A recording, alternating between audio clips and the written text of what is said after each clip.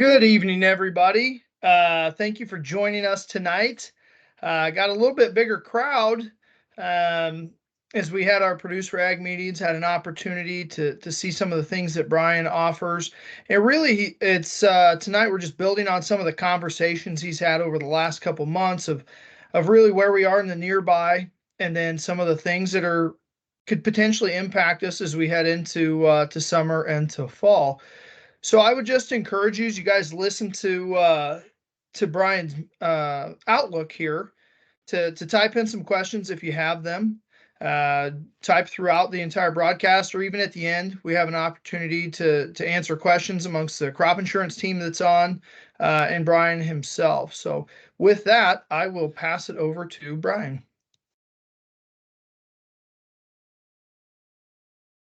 All right, Scotty, you can see me? Just making sure. There we are. Hey guys, hope everybody's doing well. Got a lot to share with you this evening. Some of it a little bit maybe different from what we've seen over the past couple of times that we visited. Some of it not necessarily, but probably one of the biggest differences we've seen is a little bit of a drying trend across a large part of Kansas during the past 60 days or so. And you can see that brown showing up right there, really across the southwest portion of the state, south central Kansas. Some areas, especially over around Wichita, are dropping back to considerably below average anomalies, at least for the past 60 days now. There's still some good stuff going on in the northwest part of Kansas. North Central's doing okay. We've even got some thunderstorms going on up around Hays and Plainville this evening. But overall, most of the area is still in pretty good shape. But I know some of you are probably wondering if that was it in terms of moisture and we are going backwards in terms of dryness. Well, I'm going to do my best to answer some of those questions as we discuss that with you this evening. The precipitation anomaly forecast for the next 2 weeks looks like this. We obviously have a giant snowstorm that's going to happen out in Colorado. A lot of that moisture is going to continue to remain back to the west and southwest around the Four Corners area. Some of that's going to advance eastward, but I really think that this is probably going to be more about a lot of that storminess staying a little bit too far to the west, at least over the next couple of weeks, to really benefit a large part of Kansas. That doesn't necessarily mean we won't see anything, but in terms of the real significant stuff, I think farther west is the rule, and also you can see a pretty good bullseye there across southeast Texas and along the Gulf Coast.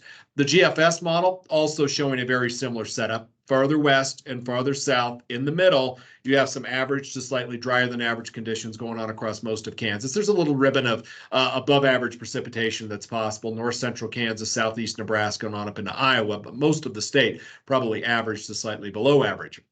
Now, the next month and a half, we kind of revert back to that older weather pattern, the way it looks right now, and being more active. So that's why the 45-day outlook showing a lot of green across a large part of Kansas and really across a large part of the region, especially Colorado and Kansas northward. We also have some dryness that's sneaking up down here from the south across the panhandles of Oklahoma and Texas and across a large part of Oklahoma. Some of that creeps on up into southeast Kansas. So really what we're seeing here is a battle. Okay, we're seeing a battle of the old residual weather pattern that was active trying to creep back in here as we move through April. And we're seeing a battle of the dryness that's starting to and continuing to develop the farther southwest you go across southeast New Mexico and southwest Texas. For the time being, I'm not overly concerned about a huge regression to dryness simply because we have the rest of March, which it won't be terribly eventful, but we have all of April. As I always say, we can weather a dry March, but it's real tough if we have to weather a dry March and April. And for right now, April still looks like we are in pretty good shape. Temperature anomaly wise, again, the coldest air staying back to the west where all the snow is likely going to be across Colorado, Utah, Wyoming, even parts of New Mexico. Farther east, generally average temperatures. But here's the thing about that.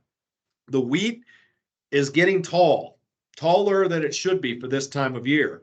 And we still have a long way to go with the cool season that's moving through. Obviously, the rest of March, even if a storm comes through and doesn't necessarily deliver us a lot of moisture, we still have to deal with some cooler air. Same thing for April. So as something that I talked about last time we chatted, and I've been constantly talking about going forward in the emails that I've been sending out, we have to be very careful about a late freeze here. Because of how tall the wheat is getting, because of all the moisture it had, and in general, the warmer than average temperatures that we've had. So from my perspective, that is going to be one huge risk that we're going to have to weather over the next, say, couple of months or so. And that's something I'm going to be all over and sending these emails out. If I see something significant in cold wise coming, and by significant, I don't necessarily mean long duration. I just simply mean we may go from 85 to 20 in a day's period there, or about 12 to 18 hour. If I see something like that, I'm going to let you know as early as I can, because it's going to have a huge impact on the winter wheat if that happens. That's my main risk that I'm worried about going forward over the next couple of months. Not dryness, not wetness, but if we got some cold in there. If we look at the sea surface temperature anomaly change, this is an animation over the past 30 days. So the animation will re-rack itself here in just a moment. A couple of things that I want to draw your attention to. We start the animation again here on February 9th. You see the oval-shaped area. We were full-blown El Nino, but the El Nino was weakening. Watch what happens here if we get to the last few frames. You see that blue showing up right there? That is colder water that is being upwelled from beneath, and that is basically the death knell of this El Nino. The other elements that I'm looking at are the two arrows, where the North Pacific has been cooling with that top arrow, and also the arrow that extends off the Baja of California. That pool of water right there has also been cooling. That's not a good sign for us, all right? Once we see El Nino leave, we are going to see that cold pool really start to expand and develop into La Nina. So not only will we have La Nina that'll be developing, but we will also have a negative or a cold PMM, which is that arrow right off the Baja. That is the Pacific Meridional Mode. We will have a negative or cold PDO. That's the Pacific Decadal Oscillation up there in the North Pacific. And over here in the Atlantic, we'll have what's called a positive or a warm Atlantic Meridional Mode. Those three things in combination, along with the El Nino departing, don't exactly spell a lot of a significant wet signal going forward after we get past springtime. In fact, this setup really will likely hinder the monsoon from happening in the Southwest United States. You might say, well, that's down in Arizona, New Mexico. That looms large for West Central Kansas. All right, as that monsoonal moisture makes its way up from the southwest, a lot of times it'll fuel thunderstorms during the heart of the summertime and even into the late summer. If that monsoon is diminished, that is one big strike against us for summer moisture, because we won't have that to tap. It'll be quelled farther down to the south. So this configuration in the oceans right now gives me a lot of trepidation going forward about our summer moisture. I'm not terribly concerned yet about our spring moisture. I am more concerned about what lies ahead for the summer, into the fall, and into the winter. So really, the back half of the year, which as I've been talking about now for the past several months, gives me the most heartburn about the overall weather pattern. If we look at the sea surface temperature anomaly forecast from the Euromodel, you see it's spot on there off the west coast of South America. You can see the blue showing up there with the developing La Nina episode. The Euromodel that you're looking at right here is a little bit more measured, or not as aggressive as some of the other models in not only strength but timing of this La Nina. Because if we look at the NMME model, watch it go gangbusters right there. It not only has La Nina conditions pretty much by May, which I do think is maybe a little bit early, it's got super La Nina in here late in this year and as we head into the early part of 25. So we are, I think, rapidly going to transition into this La Nina as we head in over the next several months. But again, no surprise, we're basically still just on track from what I've been advertising now for the past several months. So let's look at the spring analogs here. When in years that we transitioned from El Nino to La Nina, again, I've got all those years listed there for you. All I've done is just chop off a month here. Again, where you're seeing the greens and the blues in the midsection of the country, that's where, on average, during those years where we transitioned from an El Nino to a La Nina, we had above average moisture, okay? That it didn't have us a whole lot of things to worry about for at least April and May. That's the average of all those times. I do have 1 year that I left out on purpose, which I'll get to in just a second, but that's the conglomeration of those years. If we push this to June to August, you see the drying trend right there across the western 2/3 of Kansas, Oklahoma, back into Texas and New Mexico.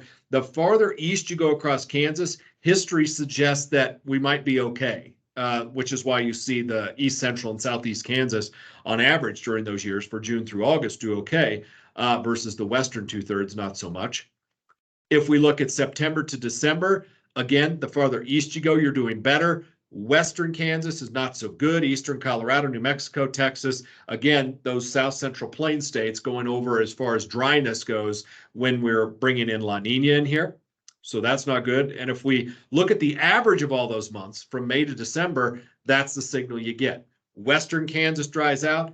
Eastern Kansas, for the most part, does okay. Middle part of Kansas is generally average. There's a very sharp dividing line right there between what happens west and what happens east. And again, remember, as I said, if we fail the monsoon, the western part of Kansas has a big strike against it in terms of summer moisture. Okay, so that's those years right there. Now let's look at a year that I think most closely resembles what the oceans are doing currently. This is 2020 on the left-hand side. So you see the little bit of blue there and green popping up west to South America. We've got a warm northwest Pacific. We have an El Nino that's going away, and the Atlantic is warm. Now, if you compare that over here on the right to where we are right now, you kind of have the same type of setup. I think our North Pacific is a little bit cooler right now, but I also think our Atlantic is warmer. If you look off the west coast of Africa over there, where we are right now, it's warmer than where it was in 2020. So what it may end up doing is taking the configuration we had in 2020 and amplifying that signal, all right, in terms of a lack of a monsoon and the development of La Nina. There's one difference that I see right now between the two. I think we still have more El Nino currently than where we had back in 2020. So we may be running just a little bit behind where we were in 20 in terms of this transition. And I think that that is a very important thing to consider when we look at what could possibly happen going forward. So let's see. This is for April and May of 2020. This is what happened. Look at all the dryness that we had there across all of Kansas and really a large part of the midsection of the United States. Southeast Kansas, eastern Oklahoma, and farther east did okay, but definitely the farther west and northwest you went, there was a very stout dry signal during that time. Am I saying this is what we're going to have for April and May? No, not necessarily. I still have plenty of hope for April and May. As I said, I think in 2020, they were a little further along than where we are right now in terms of that oceanic transition that we are going to see, if that makes sense. If we look at June to August, this is where we start to run into more trouble. Look at the southwest part of the United States, okay? July and August are prime monsoon, prime months for the monsoon. And you see it was a complete disaster down there in terms of lack of monsoon. And that had a big impact, I think, on a lot of the western plains. Eastern Colorado, a large part of Nebraska, some of that real nasty drought even snuck up into the western and central parts of the Corn Belt versus parts of the southeast United States did okay. And you see kind of a checkerboard there in Kansas about what did okay and what didn't do okay. But in general, the signal's pretty undeniable because when we went to September, November, it dried everything out. And that was the influence of the La Nina that developed in 20 that really continued for about 3 years. Right there. And it wasn't just Kansas. It was the whole part of the central and western U.S. that had real problems with that. So as I said, am I saying we are right where we should be with comparison this year to 2020? Again, I want to reiterate, not necessarily. I think 2020 was a little further along with the transition than where we are right now. And that is really the only silver lining that I see to this whole forecast going forward is that we really, I feel, have another couple months. I've been saying this, whether it is with you guys or any other clients that I have, or on the Desert Farmer podcast, that the next 60 to 80 days is critical. And you might say, well, that's a no-brainer, Brian. We know that. No, I think it's really critical because if we don't get moisture and continue to shove it in the ground during that time and push back that developing dryness, it means that dryness is going to come that much quicker, if that makes sense. So next 60 days, we need to shove some water in the ground big time. All right. Temperature-wise, April to September of 2020, you can see what happened. The eastern 2/3 of Kansas was actually cooler than average. And then the farther west you went, it was a lot warmer than average right there. So again, it wasn't necessarily that the spring and summer was terribly hot for most of Kansas. It was just drier than what we were accustomed to coming out of 19. Okay. So let's look at some computer models. This is the Euro seasonal model right here.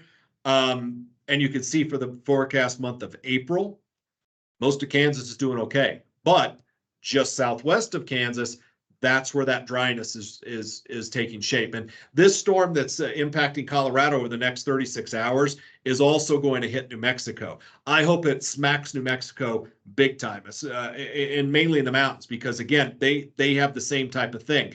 The more water they can put in the ground, the more snowpack we develop, the more it beats back the development of that dryness going forward. That'll have a huge impact, believe it or not, in our neck of the woods. But right now, I don't see any huge problems for April for the majority of the state. The same thing could be said in May, and this is especially true along I-35 and eastward. This owes to me continuing to think that our severe weather season is going to be active. And by severe weather season, I'm talking thunderstorms with damaging wind, big hail, tornadoes, so on and so forth. So as I've been telling a lot of winter wheat folks, if you like your wheat and you can, and we can hopefully dodge any late season freeze here, you're going to have some hail issues that you're going to have to pay attention to, possibly as early as even in April and May. I think this severe weather season is going to be more traditional than what we saw last year, where Western Kansas last year, we saw hail April to September. I think the severe weather season this year will be much more front-loaded, much more traditional, instead of carrying on those impacts off and on throughout the heart of the summer. But I want you to watch that brown area there that's creeping into southwest Kansas, that's really anchored itself over New Mexico, West Texas, and the Four Corners. If we go to June, you can see that we're still doing okay, especially the farther east you go across Kansas, but that dryness is continuing to creep up from the south and from the southwest. If we look at July, that's when we start to dry out right there. And that dryness, you can look it down in northern Mexico. I mean, those dark brown anomalies, that is not good. That indicates to me the monsoon. If it's that way down in Mexico, it would largely mean a monsoon failure even farther north. There's a little bit of hope here in August. You can see a little bit of ribbon of green extending out of northern Mexico into southern New Mexico. Some of that moisture may skirt its way eastward into Kansas. If you look farther east down along the Gulf Coast, I think they're going to have a lot of issues with hurricanes in the Gulf Coast and across the Atlantic. So that's why you're seeing that. If we go to September, we're drying it out. Look at the NMME model. This is for April. So again, the western part of Kansas, really eastern Colorado, western Kansas, most of the region's doing okay with this model. If we look at May, very similar to what I showed you with the Euro model right there. But once we go into June, that's where we start to see some dryness creeping in, especially farther west. And I want to qualify this by saying the NMME model, remember, it was the more aggressive model in terms of not only bringing on the strong La Nina faster, but also a really strong La Nina. So again, if we kind of balance this out a little bit, the Euro was a little bit more slow with that development. The NMME was a little bit faster. Reality is probably somewhere in between. But really after June, that's when I start to think we have some issues here. You can see that ribbon of dryness extending really out of the southwest and across Colorado, Kansas, on up into the Corn Belt. August, very similar, maybe a little bit less dry signal. And you might say, well, look at Texas down there. What's going on with that? Again, I think that's part of this model suggesting the overactive hurricane season, and some of that stuff's going to come up out of the Gulf. Okay, so I think that's what that's about. Because if you look, we go to September, it shuts it right off, and we really dry things out, not only locally in Kansas, but all the way across the region. And then if we push to October, it's the same story, which is very on brand in terms of a developing and strengthening La Nina episode with the way the oceans are kind of configured. Okay. Questions from y'all?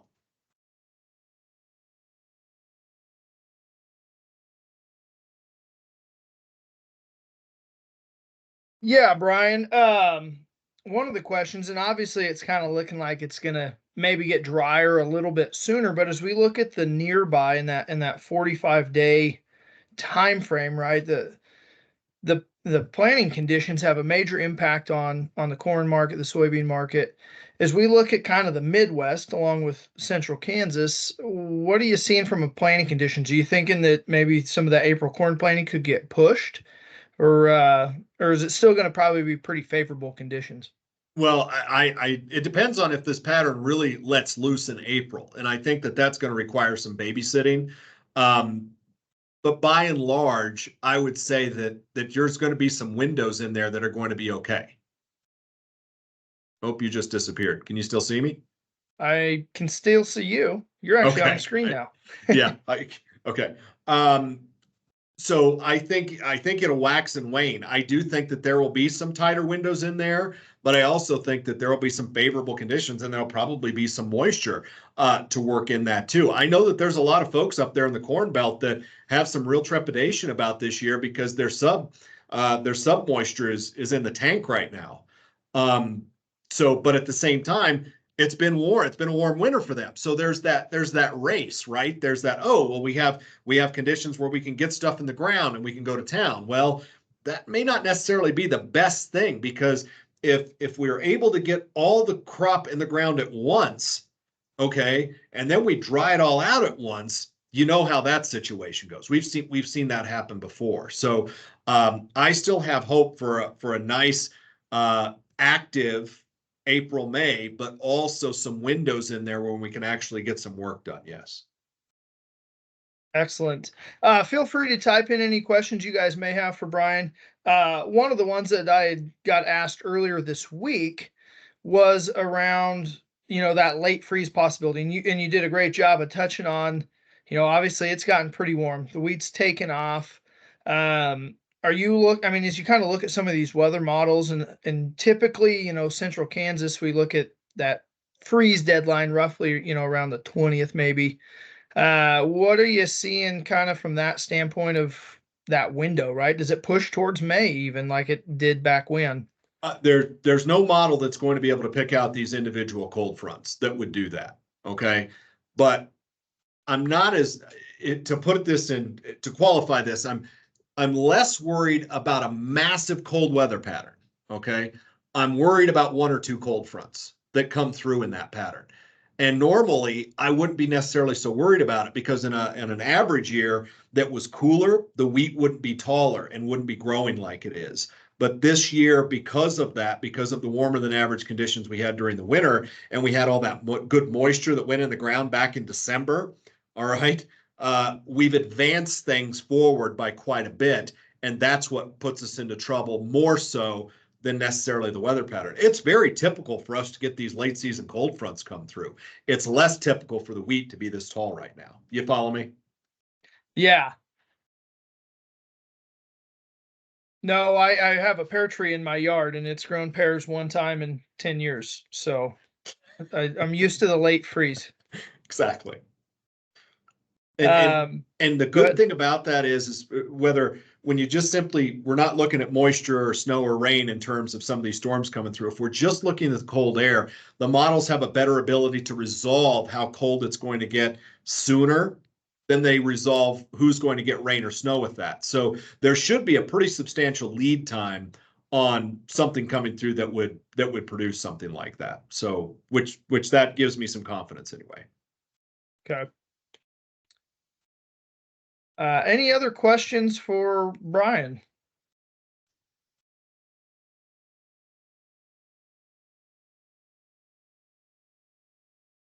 I guess I will thank everybody for jumping on, and really just leave you with a photo of our team here. If you guys have questions, regarding weather, you can reach out to us. You can reach out to Brian. Crop insurance prices have been set. And it's just one of those things to pay attention to as you're looking at risk management, to work with specialists. And that's why we brought Brian in here, just to be able to add another tool to your guys' toolbox, as he talked about on a short video for our meetings. So with that, thank you all for jumping on. This will be recorded, so if some people missed it, feel free to reach out, and thank you. Very good. Thanks, guys. Be well. Thanks, Brian.